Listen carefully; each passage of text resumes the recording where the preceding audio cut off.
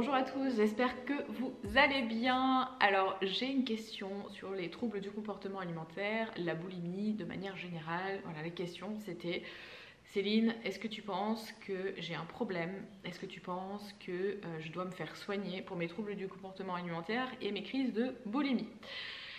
Donc moi je suis passée par là, donc je peux vraiment bien en parler de tout ce que j'ai vécu par rapport à tous ces troubles du comportement alimentaire, à toutes ces crises d'hyperphagie aussi que j'ai pu faire dans ma vie et à quoi c'est lié.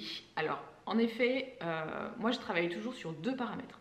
Déjà je travaille sur l'alimentation et sur l'émotionnel. Parce que pour moi, les deux sont liés et interconnectés. On ne peut pas parler de troubles du comportement alimentaire sans parler d'alimentation et sans parler de système émotionnel. Et pour moi, les deux sont connectés. Donc en fait, moi, ce qui m'est arrivé, c'est quand j'ai voulu vraiment commencer à comprendre pourquoi je me dirigeais en fait vers des crises d'hyperphagie et des troubles du comportement alimentaire.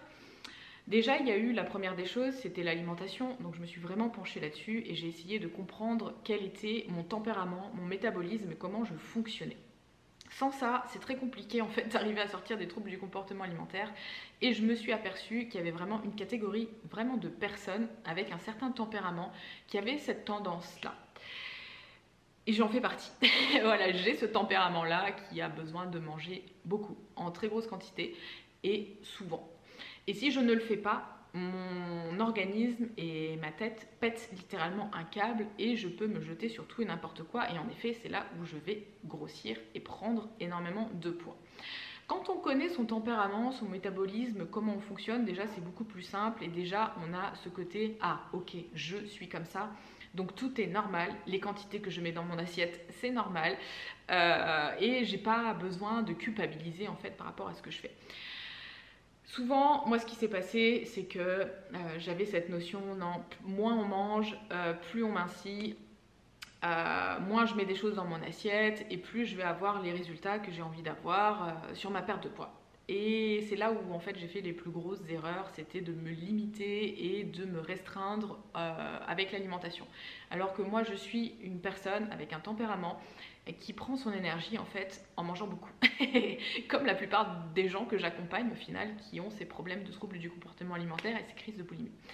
Ce qu'il faut comprendre aussi, c'est qu'est-ce qu'on va mettre dans l'assiette. Comment on va composer nos assiettes justement pour compenser cette envie en fait de manger beaucoup, qui est tout à fait normal en fait dans notre type de mode de fonctionnement. Donc on n'a pas peur, ok, on mange beaucoup, on sait, mais il faut faire très attention en fait justement à la composition de l'assiette, parce que il y a manger beaucoup et manger des choses qui correspondent à notre tempérament et manger beaucoup mais de choses qui ne correspondent pas à notre tempérament qui là en effet va provoquer des grosses prises de poids.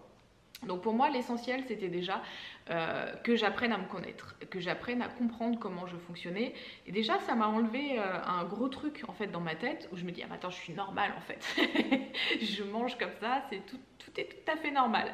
Et souvent quand j'ai des personnes en accompagnement et je leur fais comprendre leur métabolisme, ça les fait déculpabiliser et ils peuvent enfin s'autoriser à avoir des grosses assiettes bien pleines et à se faire plaisir et à manger ce qu'ils ont besoin, enfin ce que l'organisme a besoin.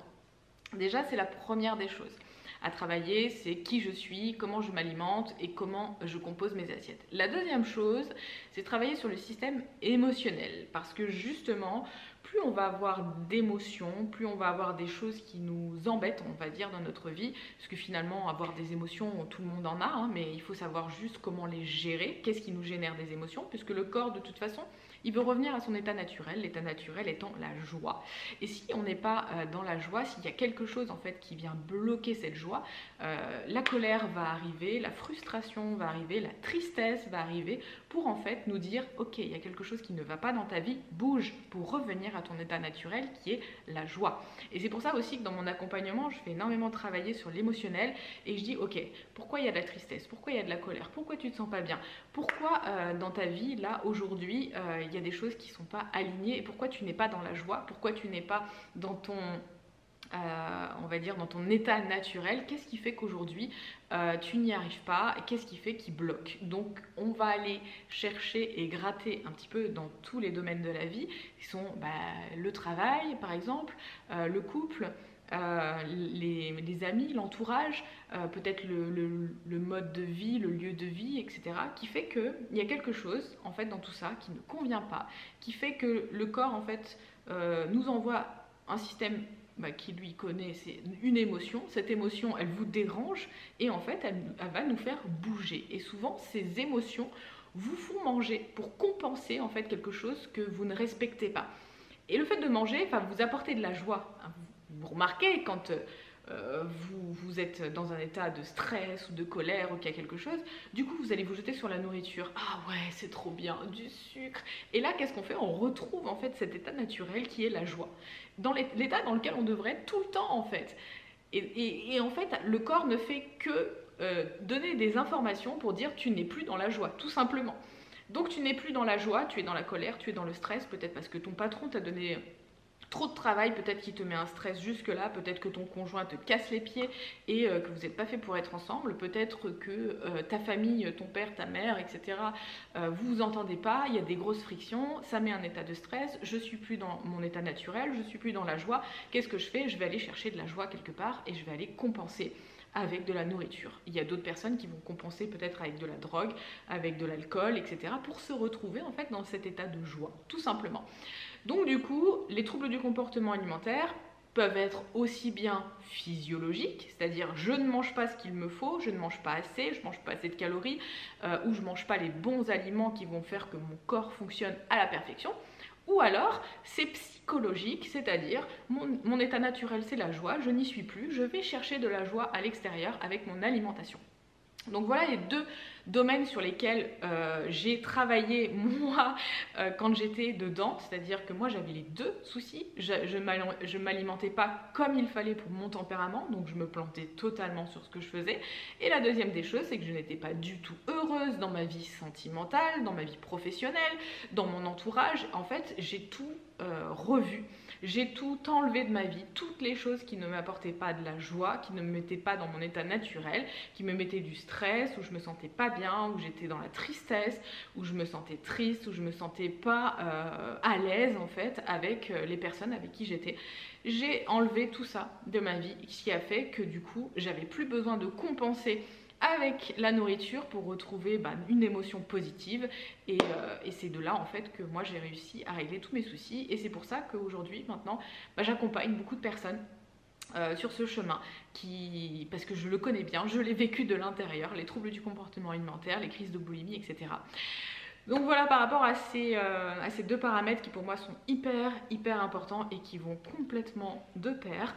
Je vous ai concocté, si vous voulez, une vidéo, un webinaire que vous pouvez retrouver en vous inscrivant en dessous si vous voulez en savoir plus en fait sur ma façon en fait de comment j'ai perdu du poids, qu'est-ce qui s'est passé dans ma vie, comment j'ai réglé en fait tout ça au niveau du système émotionnel.